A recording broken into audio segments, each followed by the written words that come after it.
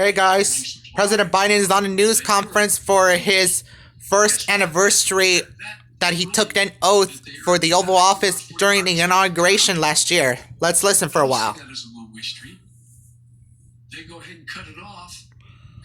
Tomorrow is his first year that he took an oath during the inauguration. We'll be doing a celebration as well for his first year. Concern on the part of Finland and Sweden about what Russia is doing. The last thing that Russia needs is Finland deciding to change its status. They didn't say they're going to do that, but they're talking about what in fact is going on and how outrageous Russia is being. We're finding ourselves in a position where I believe you'll see that there'll be severe economic consequences. For example, anything that's involves dollar denominations. If they invade, they're going to pay. They're not going. Their banks will not be able to deal in dollars. So there's a lot's going to happen. But here's the thing: my conversation with Putin, and we've been, how can we say it? We have no problem understanding one another. He has no problem understanding. You saw Putin last year. And the direct conversations where I pointed out, I said, you've occupied before other countries, but the price has been extremely high. How long? You can go in and, over time, at great loss and economic loss, go in and occupy Ukraine. But how many years? 1, 3, 5, 10? What is that going to take? What toll does that take? It's real. It's consequential. So this is not all just a cakewalk for Russia. Militarily, they have overwhelming superiority, and as it relates to Ukraine. But they'll pay a stiff price immediately, near term, medium term, and long term if they do it. I'm sorry.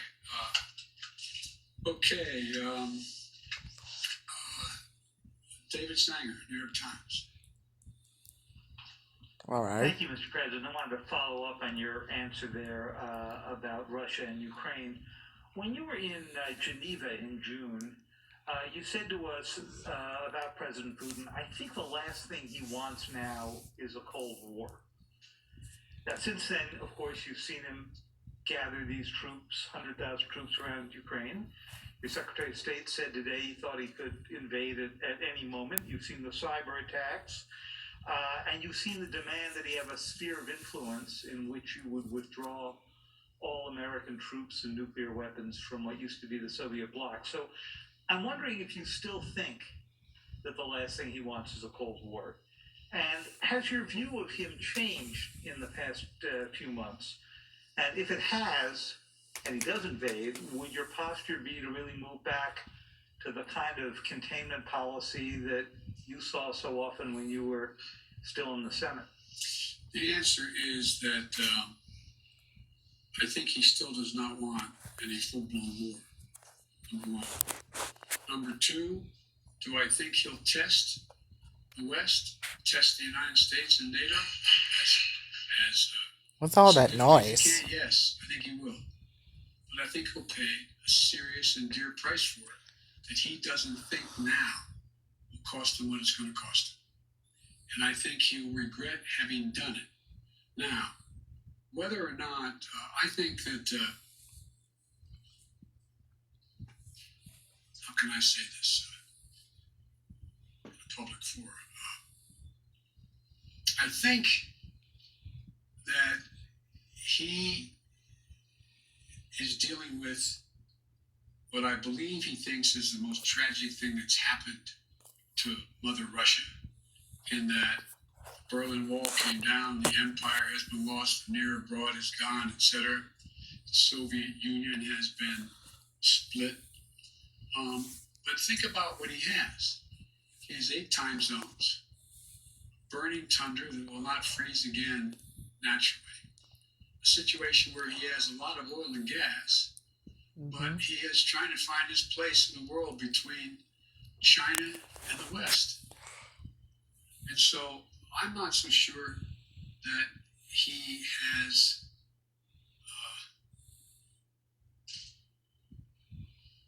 David, I'm not so sure he is certain what he's going to do. My guess is he will move in. He has to do something. And by the way, I've indicated to him the two things he said to me that he wants, guarantees him. One is Ukraine will never be part of NATO. And two, that NATO there will not be strategic weapons stationed in Ukraine. Well, we can work out something on the second piece, pretending what he does along the Russian line as well, the Russian border and the European area of Russia.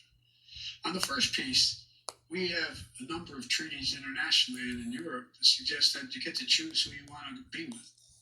But the likelihood that Ukraine is going to join NATO in the near term is not very likely, based on much more work they have to do in terms of democracy and a few other things going on there, and whether or not the major allies in the West would vote to bring Ukraine in right now. So there's room to work if he wants to do that. But I think, as usual, he's going to. Well, I probably shouldn't go any further, but I think it will hurt him badly.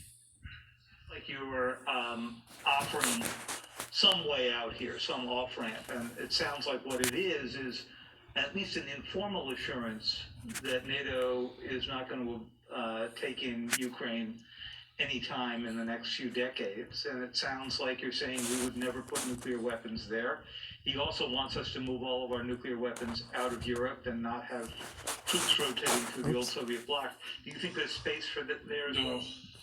No, there's not space for that. We won't permanently station, but the idea we're going to actually increase troop presence in Poland or Romania, etc., if in fact he moves, because we have a sacred obligation in Article 5 to defend those countries. They are part of NATO. We don't have that obligation relative to Ukraine, although we have great concern about what happens in Ukraine. Thank you. Maureen, USA Today.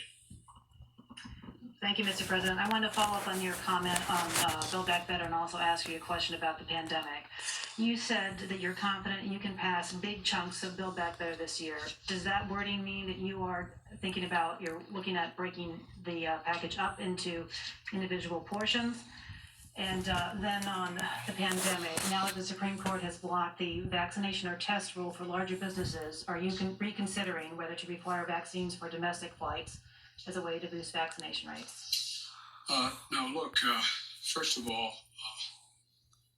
on the last part of the question, the Supreme Court decision, I think, was a mistake, but you still see thousands and thousands of people who work for major corporations having to be tested as a consequence of the decision made by the corporation, not by the standard I set that is there. I think you'll see that increase, not decrease.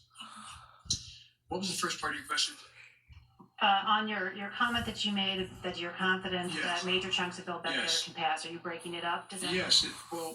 It's clear to me that that we're going to have to probably break it up. I think that we can get, and I've been talking to a number of my colleagues on the Hill, I think it's clear that we would be able to get support for the $500+ billion for energy and the environmental issues that are there, number one.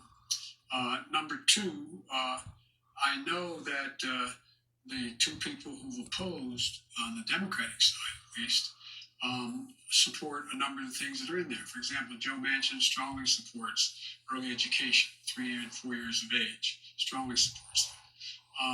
There is strong support for, I think, a number of the way in which to pay for this proposal. So I think there is. I'm not going to negotiate again myself as to what should and shouldn't be in it, but I think we can break the package up, get as much as we can now, and come back and fight for the rest of it.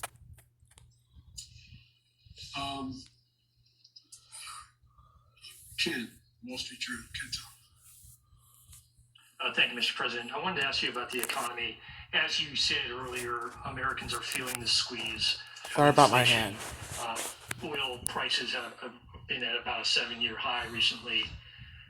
How long should Americans expect to face higher prices when they're at the grocery store, when they're at the gas pump. Is this something that they're going to see into the summer, into next fall?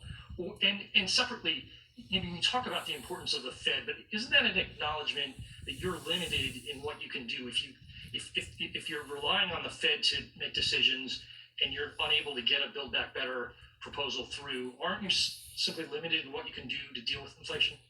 Well, look, as you know, Ken, the inflation has everything to do with the supply chain. And I think what you're seeing is that we've been able to make progress on speeding up the access to materials. For example, 1/3 of the increase in cost of living is the cost of automobiles. The reason automobiles have skyrocketed in price is because of the lack of computer chips. So we have the capacity, and we're going to do everything in our power to do it, to become self-reliant on the computer chips that we need in order to be able to produce more automobiles. That's underway. We've already passed, within the context of another bill, money for that in the House of Representatives, before the House of Representatives now. But I think there's a way we can move to, if we can move to get, for example, that one thing done, it can make a big difference in terms of the total cost of living. Now, with regard to the whole issue of energy prices, that gets a little more complicated. But you saw what happened when I was able to convince everyone, from including China, India, a number of other countries, to agree with us to go into their version of their petroleum reserve, to release more into the market. So that brought down the price about 12, 15 cents a gallon in some places more.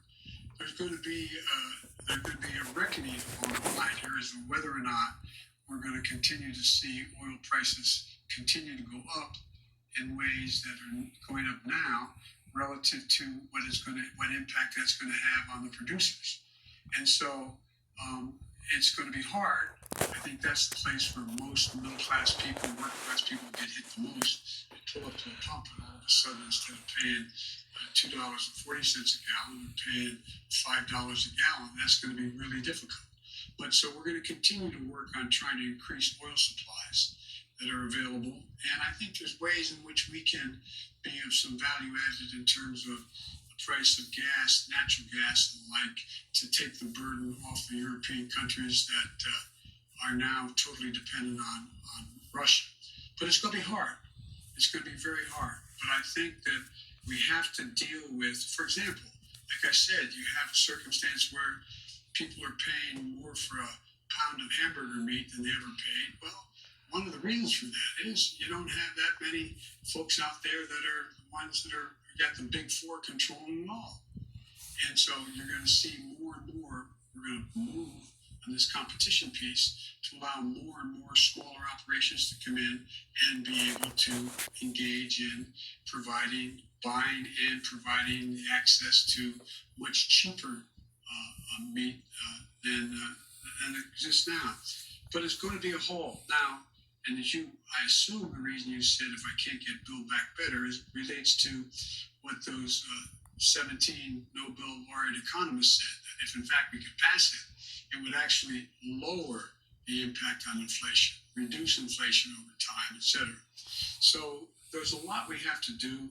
It's not going to be easy, but I think we can get it done. But it's going to be painful for a lot of people in the meantime. That's why the single best way to take the burden off middle class and working class folks is to pass the Build Back Better piece that are things that they're paying a lot of money for now. If you get to trade off higher gases, you're putting up with higher price of hamburgers and gas, versus whether or not you're going to be able to pay for education and or child care and the like. I think most people would make the trade. Their bottom line would be better in middle-class households. But it's going to be hard, and it's going to take a lot of work. Sir, you mentioned China. Do you think the time has come to begin lifting some of the tariffs on Chinese imports, or is there a need for China to make due on some of its commitments in the Phase 1 agreement. Some business groups would like you to begin lifting up those tariffs on China. Well, I know that, and that's why my trade rep is working on that right now. The answer is uncertain. It's uncertain. I'd like to be able to be in a position where I can say they're meeting the commitments, more of the commitments, and be able to lift some of it. But we're not there yet. Nancy, CBS. Thank you so much, Mr. President. This afternoon, the Senate Minority Leader Mitch McConnell said that the midterm elections are going to be a report card on your progress on inflation, border security, and standing up to Russia. Do you think that that's a fair way to look at it? And if so, how do you think that report card looks right now? I think report cards can look pretty good if that's where we're at. But look, the idea that Mitch has been very clear. He'd do anything to prevent Biden from being a success. I get on with Mitch. I actually like Mitch McConnell. We like one another. But he has one straightforward objective. Well, he betrayed America Sure that there's during the nothing I do impeachment trial. that makes me look good in the mind, in his mind, with the public at large. And that's okay. I'm a big boy. I've been here before. But the fact is that I think that I'm happy to debate and have a referendum on how I handle the economy, whether or not I've made progress on. Look, again, I'm taking too long answering your questions. I apologize. I think that the fundamental question is, what's Mitch for? What's he for on immigration? What's he for? What's he proposing to make it better? What's he for dealing with Russia? That's different than I'm proposing that many of his Republican friends or his colleagues are supporting as well. What's he for on these things? What are they for? So everything's a choice.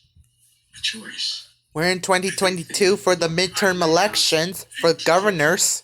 On immigration, that if we passed it, So I hope you all get ready to register to vote this we're year. not there because we don't have a single Republican vote. My buddy John McCain's gone. So, I mean, it's going to take time. And again, I go back to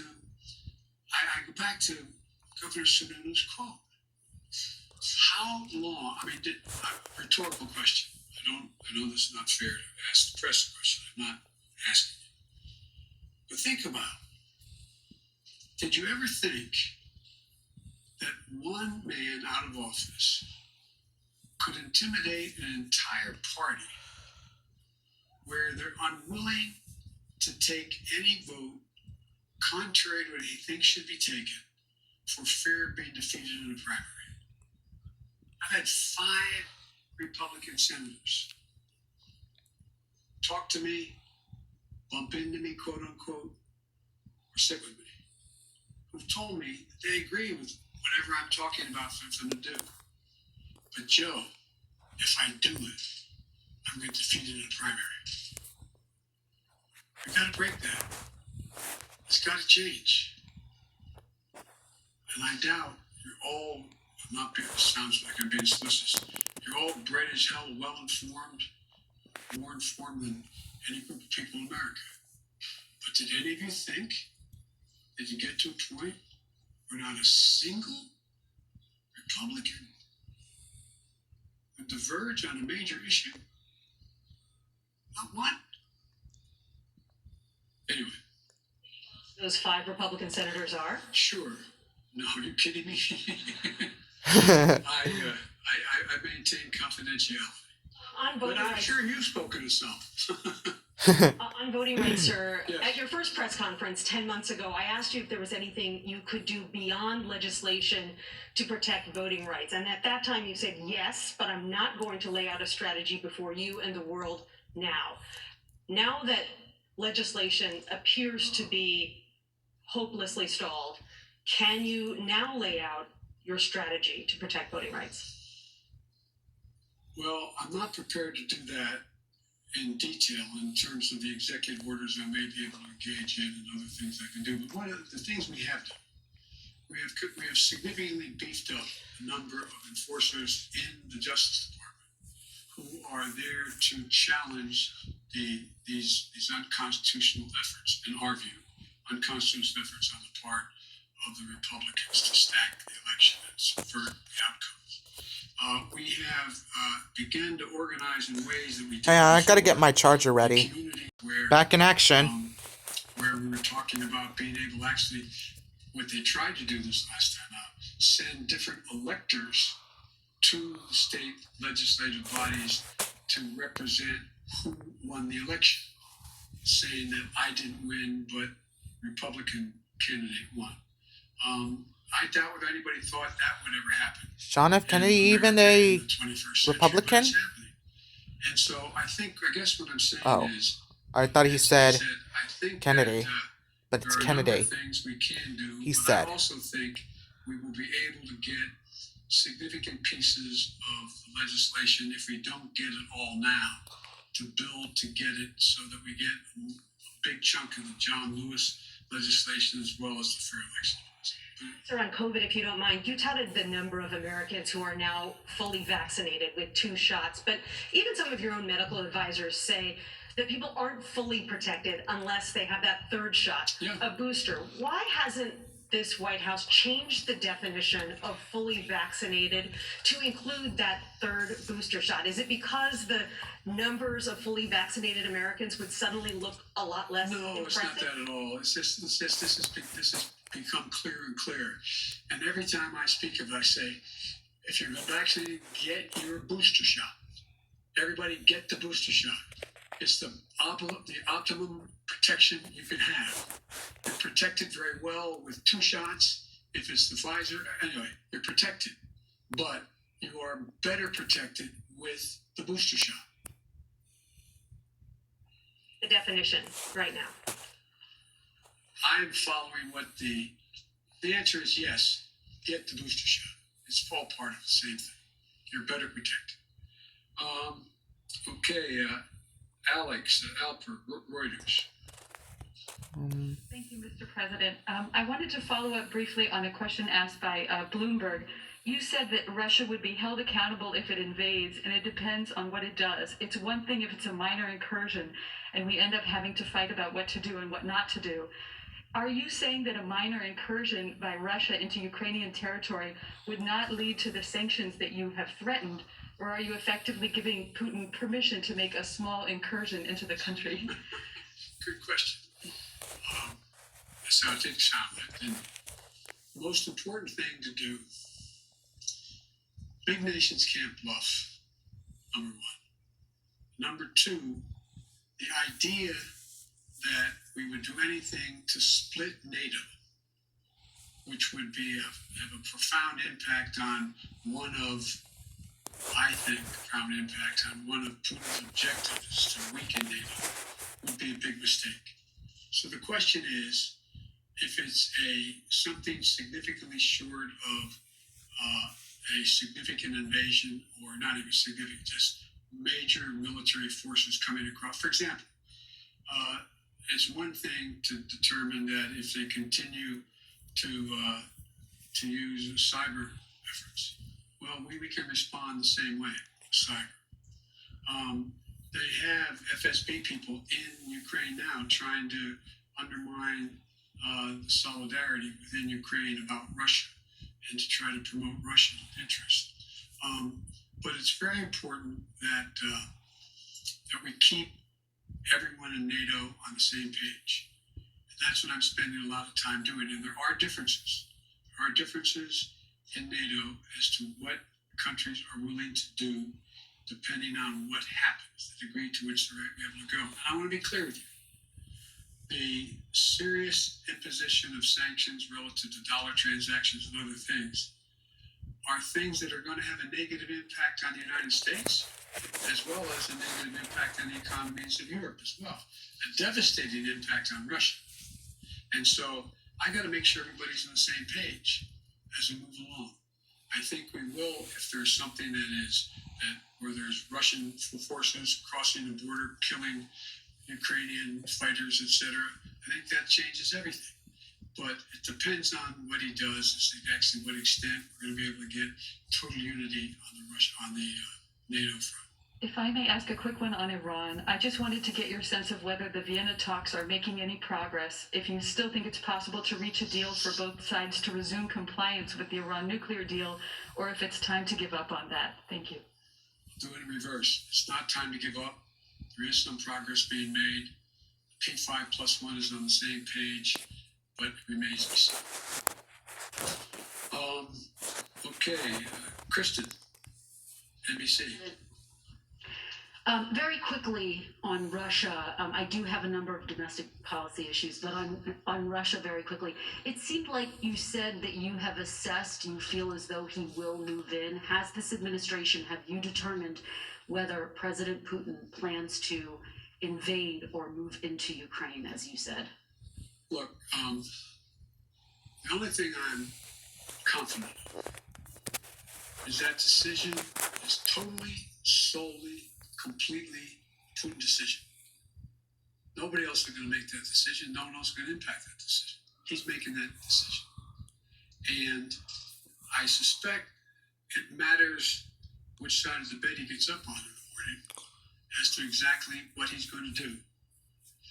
And I think it is not irrational, if you wanted to talk about dealing with strategic doctrine and dealing with force structures in Europe and in the European parts of Russia. But I don't know whether he's decided he wants to do that or not. So far, in the 3 meetings we've had, OSCE and anyway, have not produced anything, because the impression I get from my Secretary of State, my National Security Advisor, and my other senior officials that are doing these meetings is that there's a question of whether the people they're talking to know what he's going to do. So the answer is, but number of criteria as to what he could do. For example, for him to move in and occupy the whole country, particularly from the north, from Belarus, he's going to have to wait a little bit until the ground's frozen so he can go. To move in a direction where you are listening into President Biden about an hour into his second press conference of his administration as he prepares to mark his first year in office, which is tomorrow. His stalled legislative agenda and a surge in COVID-19 cases among the many topics that he is answering from reporters in the room. You can continue to listen in to the president right now on 11alive.com. For now, 11 Alive News at 5 starts right now. And next on, well, anyway, if you guys like this video, please make sure you subscribe and drop a like and comment below how you loved the press conference of President Joe Biden. That's my father. And go ahead, subscribe my channel, drop a like, and comment below. And make sure you also follow me on Twitter and turn on notifications so you never miss the video. See you on the next video soon, everyone.